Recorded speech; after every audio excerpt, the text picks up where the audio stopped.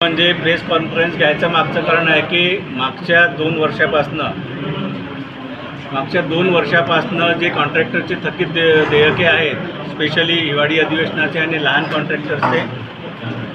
कॉन्ट्रॅक्टरचे जे पेमेंट दिलेले आहे बाकी आहेत 150 ते 200 कोटी रुपयाचे, ते मिळाले नसल्यामुळे आम्ही एक आठवड्या अगोदरच AC आणि सीना निवेदन दिलं होतं की जर आम्हाला दिवाळीच्या अगोदर पेमेंट मिळाले नाही तर आम्ही एका आठवड्यानंतर काम बंद आंदोलन करणार आहे.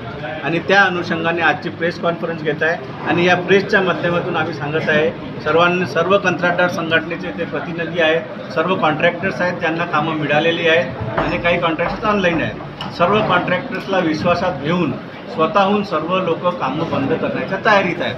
जोपर्यंत कंत्राटदारांना मागील देयके मिळत नाही तोपर्यंत काम काही सुरू करणार नाही. असे किती कॉन्ट्रॅक्टर आहेत आणि कोणते हे बिल आहे जे पेंडिंग आहे, किती वर्षापासून सुमारे 100 ते 150 कॉन्ट्रॅक्टर्स आहेत आणि हिवाळी अधिवेशनाचे आणि मेंटेनन्सचे कामं, इलेक्ट्रिकल मेंटेनन्स असेल, सिव्हिल मेंटेनन्स असेल, सर्व कामं जे देयके जे आहेत ते 1-1.5 वर्षापासून डिव्हिजनमध्ये पडलेले आहेत. का बरं अजूनपर्यंत देण्यात नाही आलं याचं काय तुम्ही सार्वजनिक बांधकाम विभागाच्या वरिष्ठ अधिकाऱ्यांना मागणी केली होती का? त्यांचं काय मत वाटतं? आम्ही मागणी वारंवार करतो आहे, आम्ही निवेदन करतो आहे, आम्ही याच्याकरिता आम्ही रस्त्यावर येऊन आंदोलन केलेलं आहे. सर्वांना CM साहेबांनी सुद्धा आम्हाला आश्वासन दिलं होतं की सर्वात पहिले मी लहान कॉन्ट्रॅक्टरचे पेमेंट करणार आहे. परंतु मला वाटते ते विसरले असतील की लहान कॉन्ट्रॅक्टर म्हणजे जे सिव्हिलचे कामं करणारे ते लहान कॉन्ट्रॅक्टर्स आहेत आणि अधिवेशनाचे कामं करणारे कॉन्ट्रॅक्टरचे सर्वात त्यांचे काही लोकांचे तर 2 लाख, 3 लाख, 4 लाख, 5 लाख असे काही ते 10 लाख, काही 2 लाख,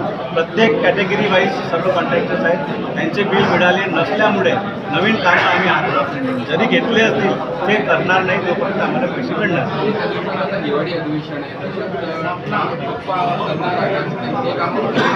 काम ठप्प करल्या आम्ही काम ठप्प करू, त्यांनी आम्हाला पैसे द्यावे, आम्ही पुन्हा काम सुरू करू. जोपर्यंत पैसे मिळणार नाही तोपर्यंत आमचा निर्धार आहे की आम्ही काम बंद ठेवणार.